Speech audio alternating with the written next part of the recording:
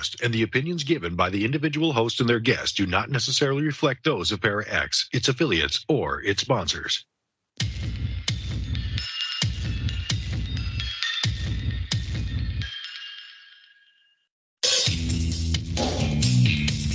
Supernatural, metaphysical, paranormal.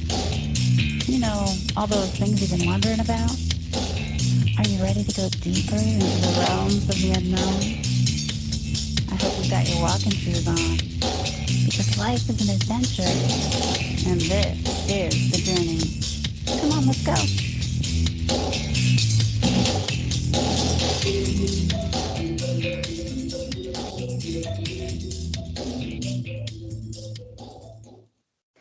Hello, everyone. Welcome to the show. This is the Journey Radio Show, and hey, we're the She-Squatchers. I'm Jen Cruz, your host, and I've got my trusty teammates with me tonight. I've got Tammy Trickle. Hey, everybody. And Jenna Grover. Well, hello.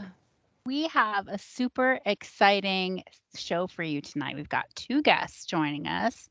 We've got Jason Kenzie and Todd Parsons. Hello. Hi, guys. Hi. Welcome to the show. Hey, Hey. thanks for having us. Very happy to be here.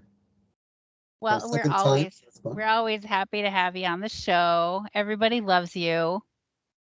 Yeah, except for myself. What? No. I'm just kidding. No, I love myself. I don't Good love point. him. I don't love him. And I don't love. Oh, I can tell you, Jason loves himself, and it's awesome. It is awesome. We had so much fun with these guys when we were out in the Upper Peninsula of Michigan last year in the summer. We did an expedition up there with them. It was a rockin' good time. I loved it up there. I'd love to go back sometime. And then Jason made a documentary that was chapter 3 and chapter 4 of his Searching for Sasquatch documentary series, which are on TubiTV right now, aren't they, Jason? Yep. Go check them out. You Go should check check them them out. out. They're Yeah. actually they're part 1 and part 2, but because Tubi TV didn't want me to put part 1 and part 2, because originally it was Searching for Sasquatch chapter 3 part 1, and then the next one was Searching for Sasquatch 3 part 2, but they didn't like that, so they said in order for them to put it on Tubi TV, I had to make it chapter 3 and chapter 4. So people go to it, try and get chapter 3 and then watch chapter 4, not the other way around. You might be confused. So don't think about when you push the button. Just push it, watch it, enjoy it, because it is awesome. It's fun. He's got great energy. Yes. And we're on there, so you get to see us too. Hey. Oh, yeah. Bonus. Yeah, that's cool. We all were up there. It's a shame you guys had to leave early though. I know. We had a different conference to be at. Yes. We had a tight schedule, but we fit it in. So, yeah.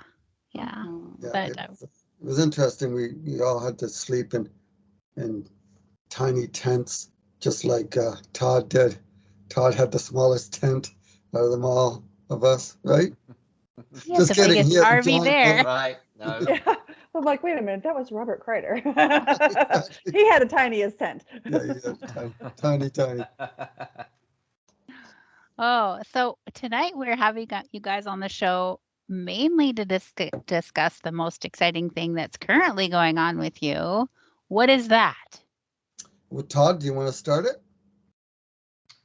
Sure. Yeah. So Jason and I got together about 3 weeks ago. Jason came down to Texas and went on an expedition with us. This was an area up in northeast Texas. We had the owner reach out to us last year, and he'd had some pretty aggressive counters on there. And it's family-owned property. He was raised on that property. I think his grandparents lived there, his parents lived there, and they'd had sightings of these creatures for years. Most of the family denied what they saw. We'd claim they saw a bear on 2 legs, that kind of stuff. But he's one of the few that still goes back to that property. And he'd had some really aggressive counters. To to the point that he was nervous about going up there by himself anymore. So he reached out to our team, to the founder of our team, and spoke to him about us going up there to do some research. What is the name? What's the name of your team? TAPS. My group is TAPS, which stands for Texas Acknowledgement and Awareness and Preservation of Sasquatch. And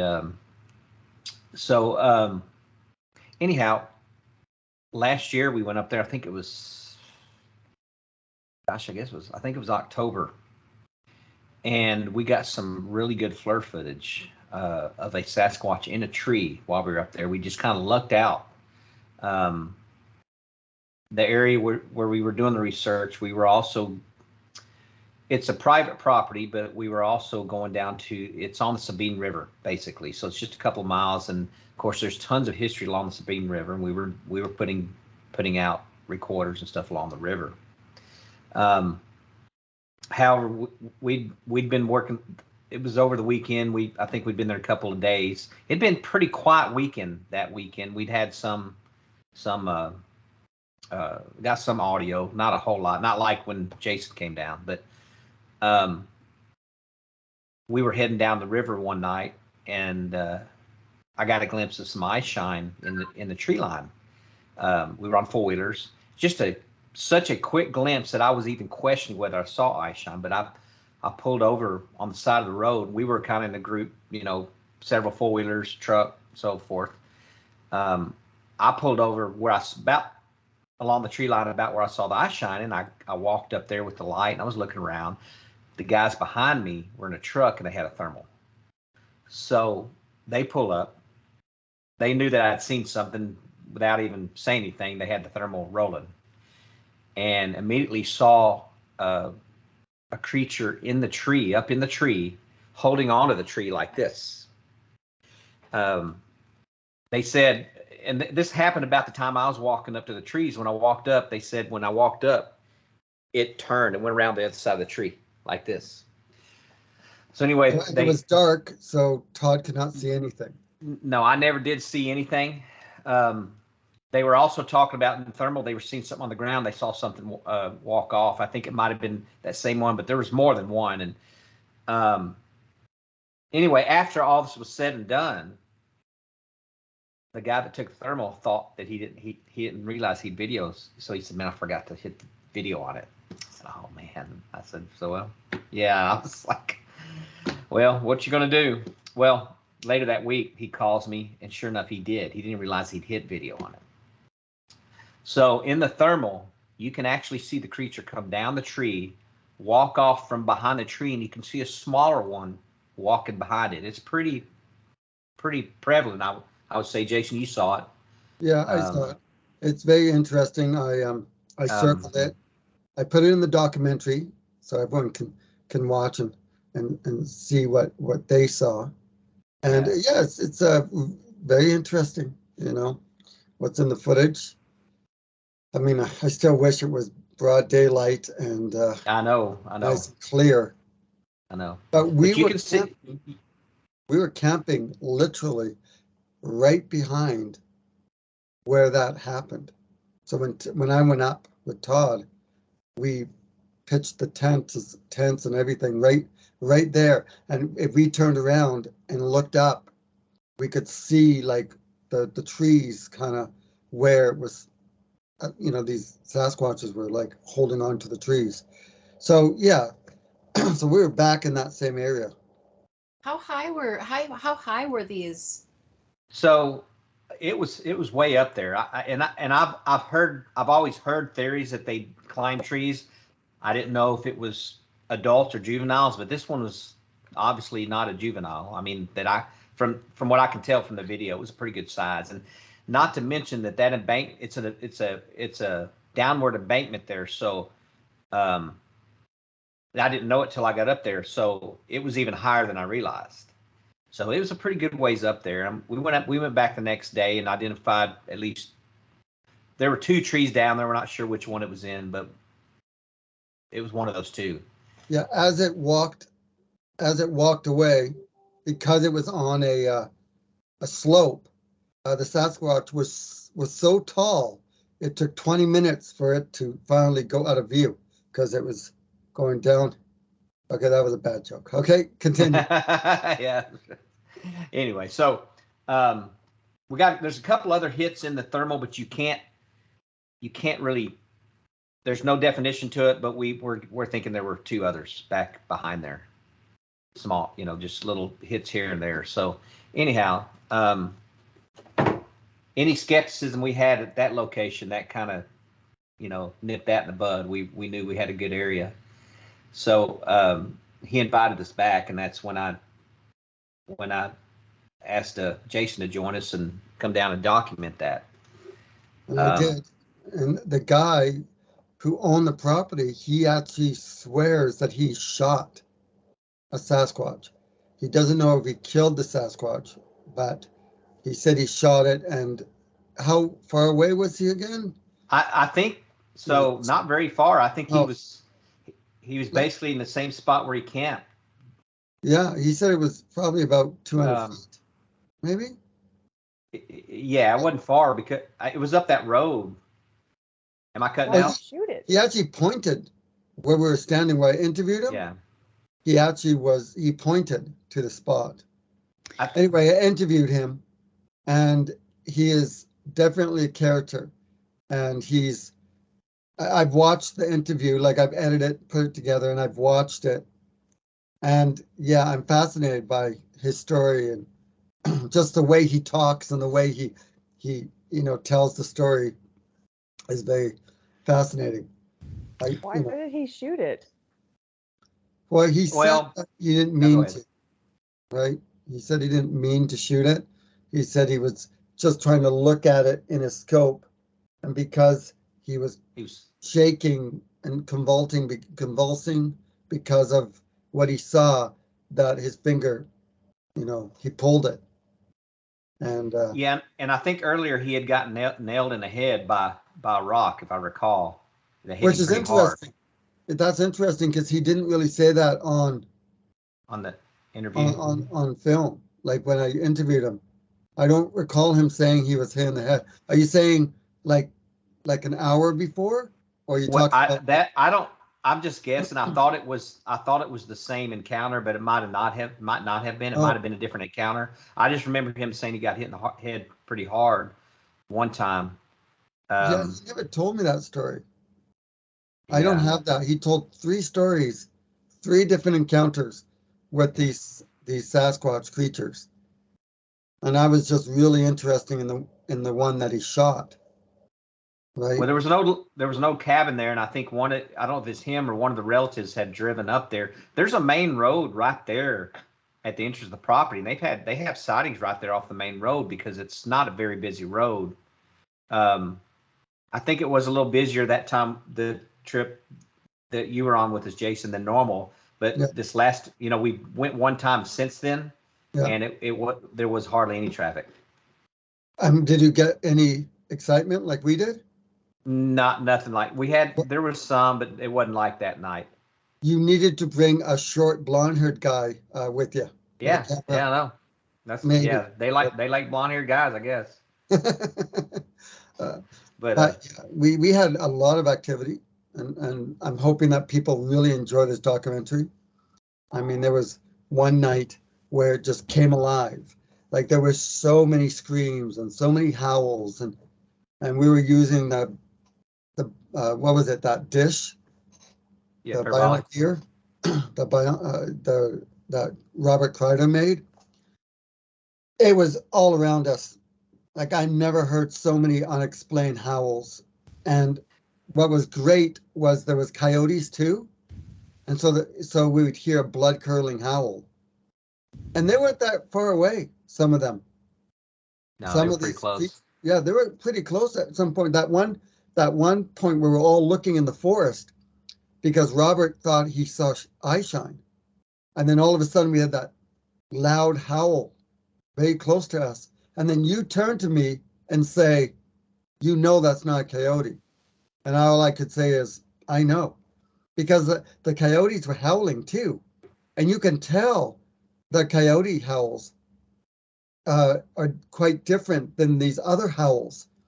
And even some of the howls were like gut wrenching, like right from the the chest. That's some of the best howls most amazing howls I've ever heard. Oh. I set up the parabolic in camp. I always set it up in camp and it runs all night because we're going out and doing stuff at night. So I want to catch stuff coming around camp while we're gone. So I listened to that parabolic so some of the team went to bed early, and you can actually hear their snoring in the recordings because that parabolic is so sensitive. But we took four-wheelers and we went down into the little valley there, which I don't know how far away, half a mile maybe. Oh yeah, maybe a mile. So a lot of the screams I caught were while we were down there, but I caught so much stuff on that parabolic that there was some stuff I didn't include because there's so much of it. We caught huffs. I caught huffs.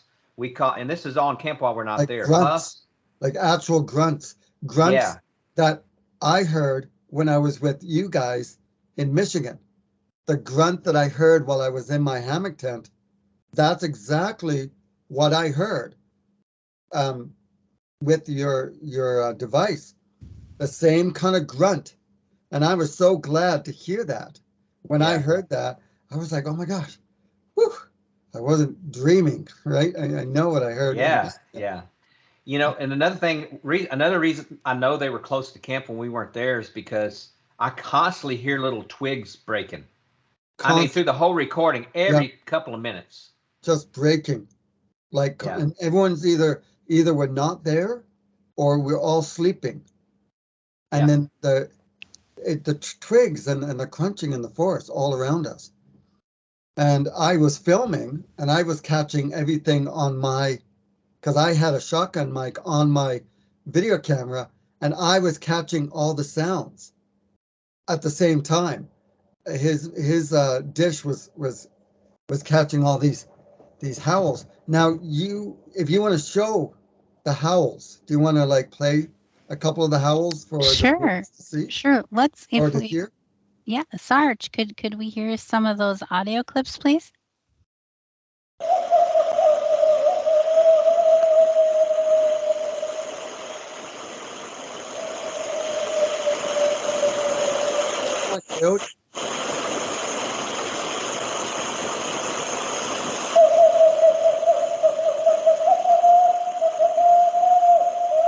Yeah, is that not amazing?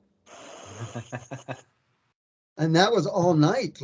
There was times that we were just, it gets to a point there was so many howls that after a while, when it first started, we're all going, oh my God. Oh, shh. But then after that, it's there's another one. Okay. Anyway, anyone got any marshmallows for the fire? After a while, there was so many howls still going on. I could be saying, here's the marshmallows, and there'd be a howl, and we wouldn't even, it was just, I've never heard so many. And when Robert was looking through his FLIR at the old broken house that was behind us, and he was saying, I think I see eye shine, and we're all brushing it off, saying, oh, it may be a reflection. Well, I just looked through my footage yesterday, and when we heard that big howl beside us, and then Todd goes, that's not a coyote.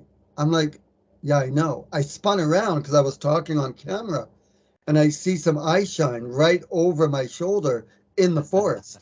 And I'm moving the camera like this, and then you see it. Now, they weren't the biggest eye shine, right? So I'm not saying it was a Bigfoot. It could have been, a fox, or it could be a bunny that was jumping around. I don't know. I just know that there was eye shine watching us. And that was pretty cool. Now, I think the most exciting thing that happened to us was the graveyard, right? So, Todd, just get us up to the point of before we crossed the gate. We were going up to this graveyard. Yeah, so there's just a no turn off. This is all a very, like I said, remote area, and there's small We took turnoff an dirt ATV. We took dirt road. ATVs there. Yeah, we took ATVs, and there's a small dirt road. You go up probably 300 yards into this little parking area, and there's an old cemetery there. And every time we've been out there, we've gone to the cemetery to look around. And Robert, who had a thermal, had his thermal out, was catching a hit. I don't know, maybe 50 yards into the woods. So what happened was when we first got there, we got out.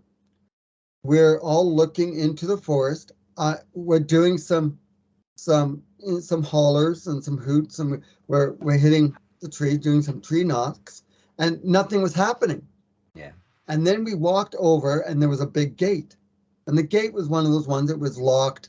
You know, you pull it back, and it was like kind of a long driveway, and there was a big sign, "Do not enter." I think trespassers will be shot. I can't remember what So we were the like, sign said. so we entered. So we're all standing there, and I'm like, you know what? I'm going over, right? Because we're all hesitating. Like, I said, I'm just going to go around. And there's a little thing, a little path around it. And I went around. As soon as I went around, I heard crack, crack, crack in the forest. I'm like, guys, there's something walking in the forest. So everyone made a beeline around. And I went 20 feet into the forest with my video camera because I wanted to capture the audio of it walking. Meanwhile, everybody went past me, and they're all looking into the forest with their flares. And Robert and Todd, they were all they could see something in the forest. And everyone's debating on what is it? Could it be? You know what I think, Todd? Do you know that little white? There was a little white, like an animal, a little tiny, like a bird or something on the ground, right in front of the big hot spot. But anyway, we're all thinking what it is. Could it be maybe a rabbit or something? And then it stood up. It stood up and looked at us. And I think Robert caught it on his flare.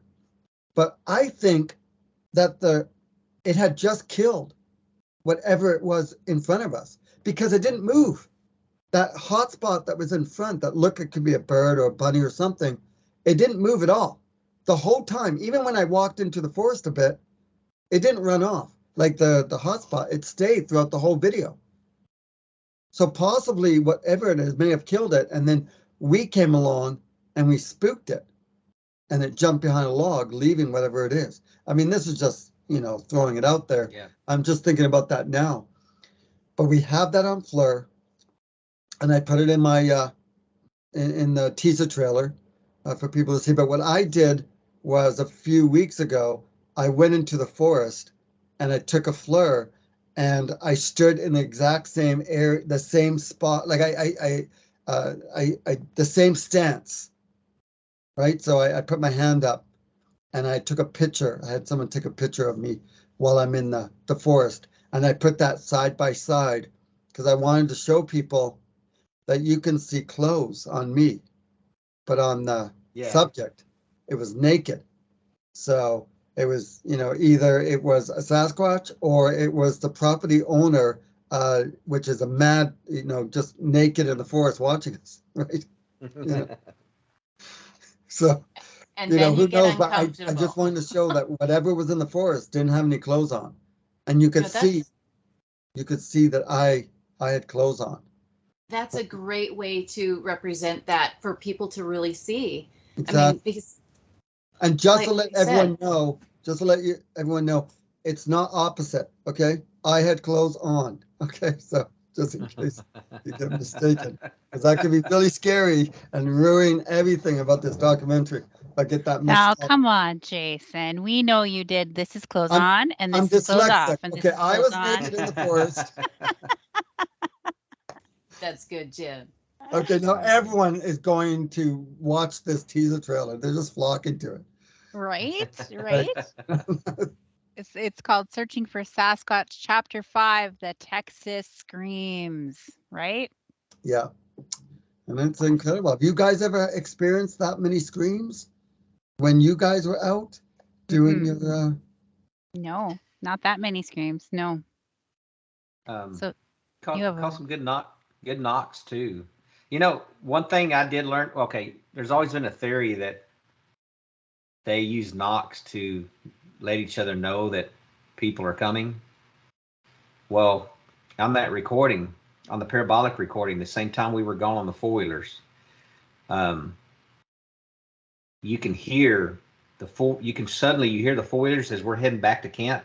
I mean, as soon as you can barely hear the four-wheelers, there's a big wood knock. Kind of back that, you know, kind of back that idea or that theory that I've heard, you know. I mean, that, I mean, it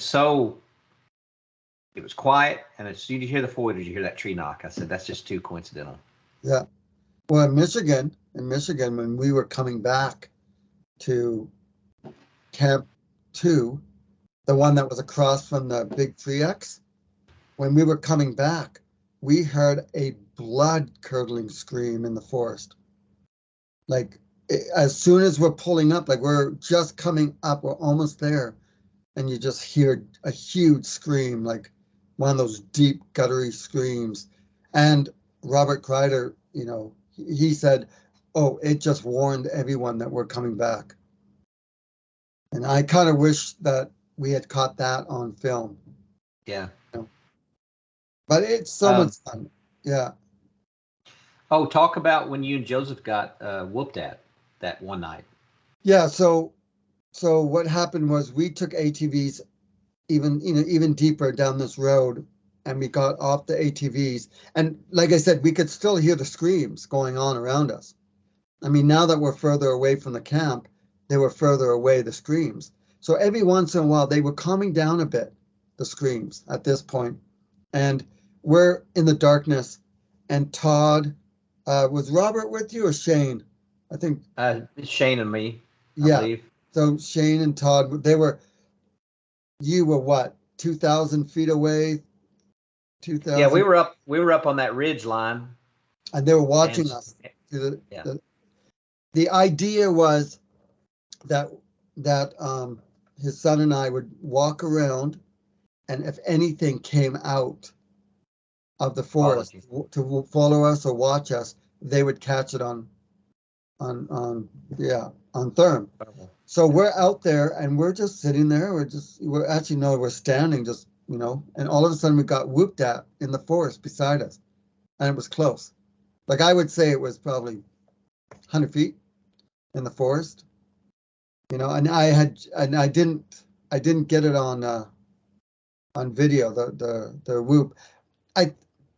Actually, that's a lie. Actually, I don't know if it was a whoop that I caught, but at the moment, you know, I don't want to say that I caught the whoop on camera, but there was a part in the film where I think that was the whoop. I wasn't quite sure. It wasn't loud enough. I was pointing the camera the other direction.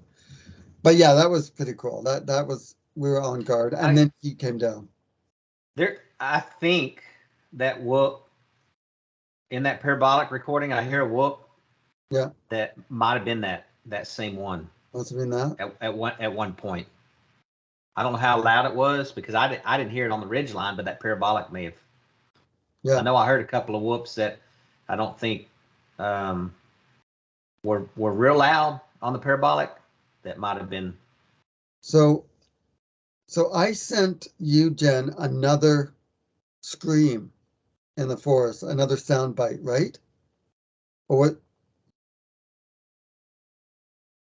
Your mic is on mute. You muted, yeah. Amateur, tell you what. Talking away without my mic on. Okay, I was just saying, yes, I think we have 3 files. Yes. And we are coming up on our commercial break time, so I don't want to play it right before the commercial break. We want to leave some suspense. Oh, yeah. So we're going to go to our commercial break, and stay tuned, everybody. We'll be right back with more from Jason Kenzie and Todd Parsons. All right. Good job, guys. Yay. Thank you. Thanks. Yeah. Now everyone nice pick to their see you nose. guys. Everyone pick their nose. Just go to town. I said don't pick your nose on the commercial break. Unless you really want to. Or anything else, I guess. So, but don't pick it and eat it. That would be really gross. Oh, Of course, we do need What grade are we in? we do need some protein, though. Is that protein Yeah. though? I might have to look that up. Well, did you know that if you pick your nose, if kids pick their nose, it's a way for them to release their stress. In Really? psychology, yeah. I know when I was a kid, I was so stressed out, I didn't just pick my nose, but I picked every other. Picked everybody else's, huh? He doesn't Every- even have to say the rest of it. We're already laughing. We know you too well, Jason. We know where you're Damn going it. with things. Oh, that's good. Oh. It's going for the- it's going for the nose. There we go. I got You have to have this thing. You have to have the Tastes view like in together candy. mode to be able to do that. yeah, Mhm. remote Together. viewing. Pick my nose. Go ahead. Your nose is going to be tickling for a Okay. while. For the rest There of we the go. show, it's going to be itchy. Higher up, higher up, higher up.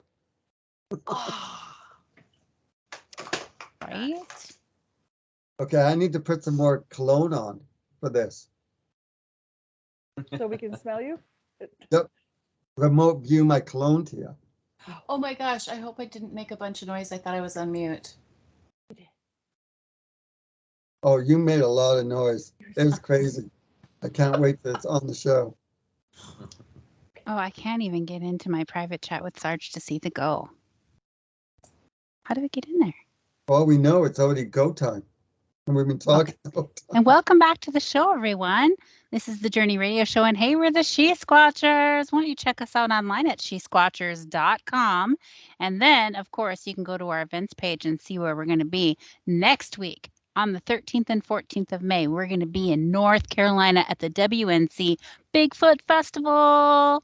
And I hear there's going to be expected, history says 20,000 to 40,000 people show up at this thing. So I am overwhelmed with those numbers. I can't wait to see everybody, and I hope you'll come out and see us. Next month we'll be in Meadowline Falls, Washington State, at the Meadowline Falls Bigfoot Festival there, and so we hope you'll come out and see us there too. Tonight we have with us, before I forget, Tammy will kick my butt if I don't tell you to please subscribe to our YouTube channel, like She-Squatchers Official, and come like and follow our pages on Facebook and Instagram. Thank you, Tammy, for not kicking my butt.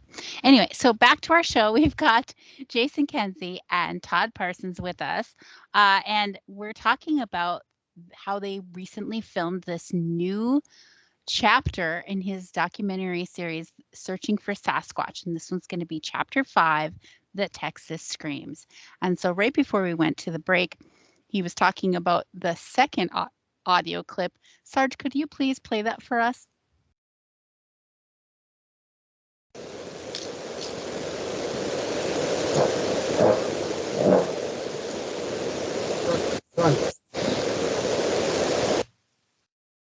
Yeah.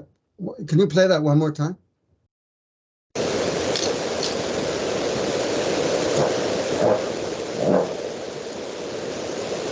Tell me that doesn't sound like a gorilla.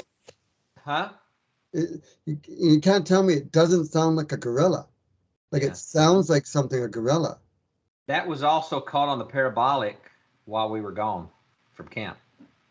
Nice. So nobody was there. No one was there. That- No. People were sleeping. There were some people sleeping, but some of that noise you hear is snoring. But yeah, there was nobody up. And There that's was three. close. Yeah, that's pretty close. That was close too, because even with the parabolic ear, even if you get something that's pretty far away, it sounds far. You know what it reminded me of? The tone of it. The tone of it reminded me of the tone that some of the Sierra sounds that Ron Moore had captured. There's the tone of the vocal Yeah. tone. Yeah. Agreed. I'm not like a computer in my head, but that's just kind of what it reminded me of that. Yeah. It Look out. I've heard that something similar once before at Sam Houston when me and one of the guys that I was out with, we were out one night, and you've heard theories where they make like a mouth popping sound, kind of where you pop your mouth. Well, Mhm. he decided to do that, and I don't know if this had anything to do with it, but as soon as he did it, we had something real close to us.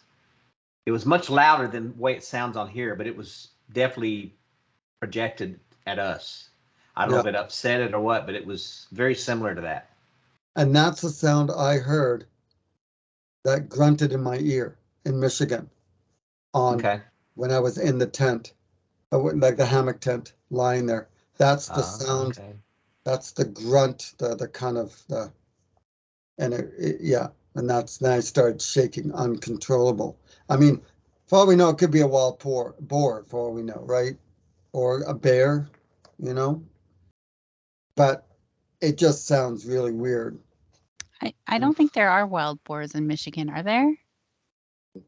They said there was wild boars in Michigan, but way up, really? Further north, I think. I asked if there was wild boars. I'm pretty sure someone said that there were. Okay, well, I'll believe you. I didn't know that. I mean, unless I'm mistaken, but I'm pretty sure I asked. And they said there wasn't any in the vicinity, but there is some in another area. Okay. And so when I was told that, I thought, well, it doesn't mean they couldn't, migrate over. I know Texas has lots of wild boars. Oh, they're everywhere. They're everywhere. We're overrunning. So that's so then we have the other audio, which is the blood curdling, like it just werewolf. Yeah, it's like a werewolf. So if we can play that one. Okay.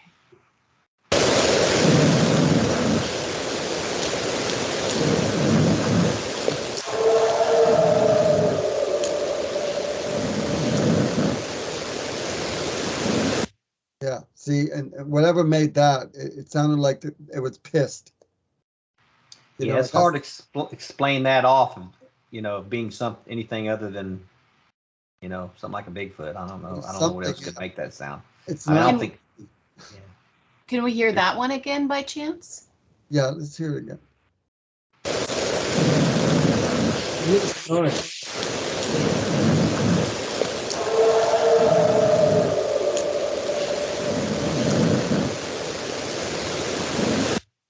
the snoring. And it almost resonates through your bones. Like we were there, we heard a couple that were like that, and you could almost feel it. Did it raise the hair on the back of your neck? Yeah, pretty much. It's like, oh, holy cow. It's like, wow, that's crazy. No chipmunk can make that sound. That would no. Stuff on one. If it is, I don't want to run into that chipmunk. That would be funny. Oh, and you know what? Before I forget, I'm not trying to change the conversation, but very soon there is going to be a certain children's book that's going to be published that has the She-Squatchers in it. So that's really exciting. It's called Adventures of Little JJ. Little JJ meets the She-Squatchers, and we go on a quest using remote viewing to search for a special flower, plant that the Sasquatch people eat that gives them all their powers of invisibility, their strength, their speed, their vocalization. And these plants, because of climate change, they have disappeared. And so all the Sasquatch people they're not ill, but they've lost their powers. So myself, little JJ with a little Sasquatch girl, and the She-Squatchers, along with a little owl, and we ride moose, and we take a hot air balloon, and the She-Squatchers, they do remote viewing, and they find out where these flowers are, and we travel on a quest to go get these flowers. And so did they obviously did we save the Sasquatch people? Well, you'll just have to read the book to find out. But it's for all ages from six years old to 70 years old. Like they can enjoy it too. I want to do that in real life, please. Wouldn't that be I was fun? going to say, obviously it's a true story. Not. Yeah. No, Oh. it's through little JJ's imagination, right? All his stories and whatnot, everything is with his imagination. So this is the concept of it. It's in little JJ's head, and you know, he gets to meet the She-Squatchers and have some fun. It was great. I can't wait. I'm so excited. I know. I can't wait. It's there's a few more pages to get illustrated, and then it'll be another week. I was trying so hard to try and get it done before you guys go to the falls, in Washington. Because when are you guys going? What's the date for that? June something. It's June. it's like June 24th, I think. I think. Oh, you know what? There might be a possibility. It might be done before then. Will you hand deliver them? I would love to. I would. That would be amazing. But what's happening in June, though? I think I'm going maybe on an expedition with a really cool guy named Todd. Oh, yeah? Is that expedition to Meadowline Falls? No, we're going to do an expedition to Colorado. We're going to go into Colorado. That's going to be a new documentary. It's going to be one of the chapters. And chapter 6 and possibly 7 is going to be going after the swamp ape. Is that right? The skunk ape. The skunk ape. Skunk ape, yes. In the Florida Everglades. So that's going to be a lot of fun. Hopefully we find some really cool experiences out there, and hopefully I don't get eaten by an alligator, because I mean, heck, I'm going to be buying some new shorts just for this expedition. If I get eaten, I'm going to ruin these shorts. I don't want that. No. Just keep the receipt. As it's laying and down, don't get I'm going to be alligator yelling, skin. please, someone grab my shorts.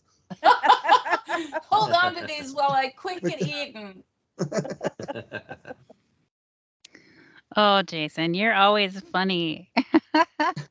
That's what we loved about when we first saw your documentary, the first one that we saw. We just laughed so hard. We're like, we have to get to know this guy. He is a hoot. Yeah, well, thank you. I love you guys too so much. I miss you guys, and I can't wait to see you guys again. Go on an expedition with you guys. Maybe do, searching for Sasquatch with the She-Squatchers, like a whole episode of just going into the forest and doing, we'll do the remote viewing. We'll go at night and, really do a full documentary with the She-Squatchers. That would be amazing. That'd be fun. Cool, eh? Yeah, see the behind the scenes. Yeah, well, I'll do that too. Do the behind the scenes. The whole thing, just a full documentary of going searching for Sasquatch with the She-Squatchers, interview all you guys and get your story. And I think that would be a lot of fun. And you guys will be on TubiTV and Plex TV and like 7 other streaming platforms. Nice. I think that would be so much fun. I just want to tell the listeners real quick, in case they're unfamiliar with Tubi, it's TUBI. And if you have a smart TV, which most of us do now, you can search your channels for that on your smart TV. Look for Tubi, TUBI, and just download that channel. It's free. Yeah. You don't even have to pay for it. And so they've got all this programming on there that's really good stuff. So go check it out and find Searching for Sasquatch, the series on there. There's a bunch of them on there. You can have a little marathon. yeah, exactly. And it's free. You can't ask for anything better than that. Right, exactly. So I'm all about the free, since I'm paying for lots of stuff already. So free is good. Yeah, exactly. So I'm glad that I had the experiences I did with Todd. It blew me away with everything that happened there. And we even got to play in the sand dunes too, or the sand. Yeah. That was fun. Got to go through the water. River. What were you guys driving? A 4x4? ATVs. Yeah. It was whipping. It was this giant sandbar. Oh, for fun. Huge. and we were just like whipping back and forth. It was, have some fun, You can't just always search for Sasquatch 24/7. Exactly. Have some fun. We have to make the Sasquatches jealous. Right. It's the only way to bring them out. "Oh, I want that guy because I want to ride his freaking ATV." All the Sasquatch people are watching us on the side. I want that one. I want that one. Break my neck, throw me away, jump in the ATV. And just... Dick up. Yeah. You can still try and capture photos, but they'll all be blurry anyway. Right? I'm like, hey, can you stop moving? Just 1 second. Just one. Yeah, you probably had a group of them in the tree line, and one of them was like, "He's mine." Right? He's mine. I'm killing him. You make fun of our howl. Yeah. Oh. Well, that's the thing about the documentaries. I have to put humor in it because I've watched so many documentaries out there, Bigfoot documentaries. And, it's great. Everyone's like deadpan serious, right? And, when we're in the forest and, there's things walking around you, it's scary as hell. So I kind of joke to kind of calm myself down. Some people think it's insulting. I'm like, well, if not, I'm just going to stand there and pee my pants, right? I'm like, oh, now look what you guys did. Yeah, I see your eye shine. Right. Choose to laugh. But, that day that I get a daytime sighting of a Sasquatch will be amazing. I can't wait. I'm going to be like, hey, can I get your autograph? I just need a selfie. I just need a selfie. You know what? I think if I saw a daytime sighting of one, I think I would probably run in the forest towards it because I would feel a little bit more comfortable doing that than trying to run through the forest at night towards something you can't really see, and for all you know, it's a bear. But if I see something that's running on two legs, I'm going to automatically assume it's a guy in a suit that is trying to play a joke, and I'm going to run towards it. And if I can't catch whatever that is running in the forest, if I can't catch up to it, then I'm going to have to believe 100% it's a Sasquatch. Because I'm telling you, it will be impossible for anyone to put a suit on, full color with little eye holes, with floppy feet, and try to run through like forest, jumping logs, with someone like me who's not in a costume and is used to jumping logs and running through the forest. I should be able to catch up to that person within seconds. And if I'm not pacing it and it's going faster than I am through the forest, that to me, that's going to be definitive proof for myself. And I actually played a creature in a movie called Return of the King with Jason Statham. And I played a monster where I had to dress up. They dressed me up as a monster with a whole suit on with floppy feet. And I had a sword and I had a mask with little eyes. And I had to run through the forest down a hill. And it was hard. And there was a lot of us. There was quite a few of us. And some of them broke their ankles. We were falling and tripping because it is really hard to jump logs and stuff with these feet. And so I know what it's like to run through the forest dressed up, with a sword. And I got trained by a professional guerrilla expert who they flew in, and there was about 10 of us, and we got trained how to walk like a gorilla.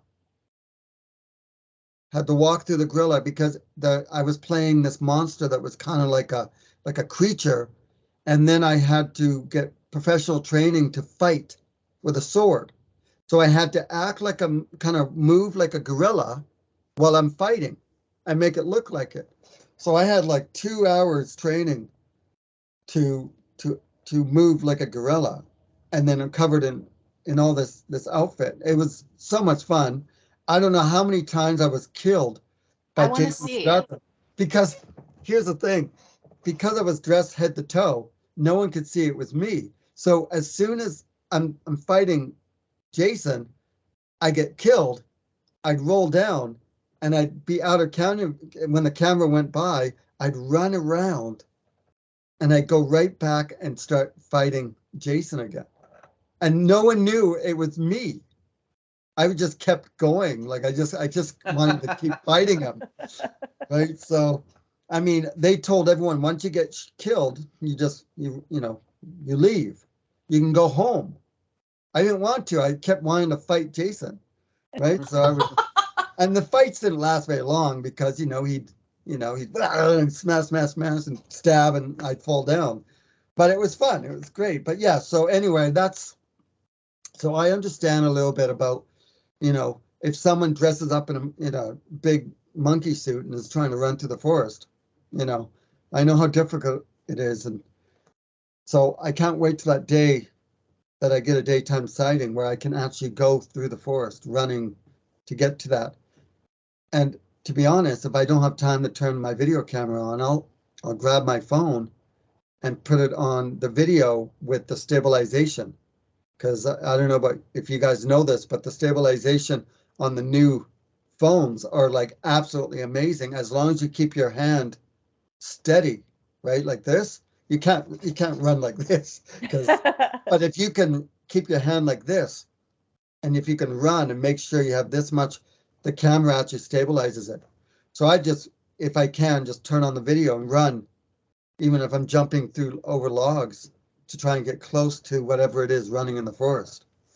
Boy, did I just talk way too much. Hello, everyone? Are you still awake? Hello? Is this still on? Ding, ding, ding. No, that's awesome. I love it when you talk. We get to listen. Yeah, sorry, all you viewers. Sorry about that. No. Pardon me. Sorry about that, everyone. We will not be having Jason Kenzie on again because of this. No, That is a lie. He's not allowed. Chuck, please. So, Jason, this new The Texas Screams chapter in your series of Searching for Sasquatch, when can people see it? So, I'm hoping that it will be on TubiTV and Plex TV by June. Either the end of June or July. It depends, because as soon as I give it to my distributor, they're going to submit it, and then it'll take them a couple weeks for them to review it and go, not this guy again. God, we just have 4 of them. And then hopefully they'll approve it and put it on there. Yeah. So well, you hopefully definitely June. deserve it. Thank you. Well, how many? And I'm sorry to interrupt, but how many awards have you won already for your work? 1, 2, 3, 4, 5, 6. I have about 8 Wow. International Film Awards, and yeah, I'm very proud of it. I mean, it's just me. I can't believe that I would get, an award for, this is for number 1. So I've won awards for number 1 and number 2. And to be honest, I actually, just for the heck of it, I took my wolf adventure because, as you know, I'm a extreme animal photojournalist. So I meet lots of people that have really cool animals as pets, from tigers and bears and wolves and kangaroos and you name it. I took the wolf video, like documentary, and I put part 1 and part 2 together in a 22-minute documentary, and I submitted it to England, to a film festival in England, and it won.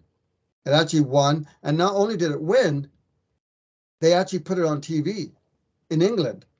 Jason, that's awesome. Yeah, so you could watch it, and that had nothing to do with Sasquatch. Right. I just put this together and just submitted it just because. And I mean, I know it is furry and it has lots of teeth, Sasquatch. Showing the world how amazing you are. But yeah, but anyway, yeah, I won awards, and yeah, I'm very proud of it. You know, hopefully I can win more awards. If not, it doesn't matter to me. I'm just out there making new friends. That's one of the biggest things I got out of doing Searching for Sasquatch, is making new friends like Todd and you guys and everyone. You know, this is the best thing about, you know, Searching for Sasquatch. Yeah, yeah. And as long as that continues, I am always going to be making these documentaries. I can just see it now. 30 years from now, I'm going to be like, whatever. I'm going to be 60, 80 years old. I'm going to be like, okay, there's Searching for Sasquatch. Yeah, there's a Sasquatch over there. I'm not going over there. I'm just gonna walk Come over there. here. You know, you're on your own. Okay, where's my pacemaker? What? Oh no, I was just saying searching for Sasquatch number 1759. Yeah, I was thinking the same thing. I was thinking the same thing. 101. Strap my wheelchair to the top of this ATV. Let's go. You're driving. I think you need to tell the story about when we stopped and ate at that fried chicken place. Yeah, so we went to this chicken place. So this is my second time in Texas. I've been in Texas once a long time ago, but this is my first time being able to go to some of these small towns. And, you know, I haven't been there for 20 years. And so we stop at this all-you-can-eat chicken place. And I love my chicken. Oh, my gosh. Finger looking good. And, yeah, we walk in there. And it's really old, like it's old-fashioned, right? It had movie posters, and it was amazing. It had an old typewriter. And anyway, but the ladies, they were all wearing guns. They had guns on their hips. And that blew me away. Like, you were able to pack. You could pack guns, you know. And I was afraid of, you know, even asking for extra salt. I'm like, you know, can I get salt? I'm afraid that the chef might come out and go, what? You don't like my food? Salt? So what I was thinking about was we were sitting there and 3 deputies came in. Oh yeah. And you know, in that county, they all dress cowboy hats, you know, Western slacks, boots. Suit. And Jason was sitting across from me. He was facing when they came in, and he said, forget what you said, something. Is there a parade in town or something? Yeah. And I said, no, that's how they really dress. I know. I was thinking, is there like a parade or some kind of an event? Because these guys are they look like right out of a movie, right? With the cowboy hat and the dress up. Walker, Texas Ranger. Huh? Yeah, totally. And I was just amazed. So he walks up to one of them and says, hey, this guy's never seen you guys and thought you guys were in the parade. And I'm like, what? You know they have guns. Damn it. So he walks up and he shakes my hand and he asked where I was from. And I was like, oh, it was really cool. That you know, that was a cool experience, at least for me anyway, because I've never seen something like that. Right. So I crawled back under my rock and here I am. Awesome. Well, we are at the end of the show. I want to invite everybody to get on the TubiTV on their smart TV and watch the Searching for Sasquatch series that Jason Kenzie has put out there. And be sure to look for that teaser trailer for Chapter 5, The Texas Screams, so you'll remember to go and find that on Tubi when it comes out. Thanks for tuning in, everybody, and thanks to Jason and Todd for joining us tonight.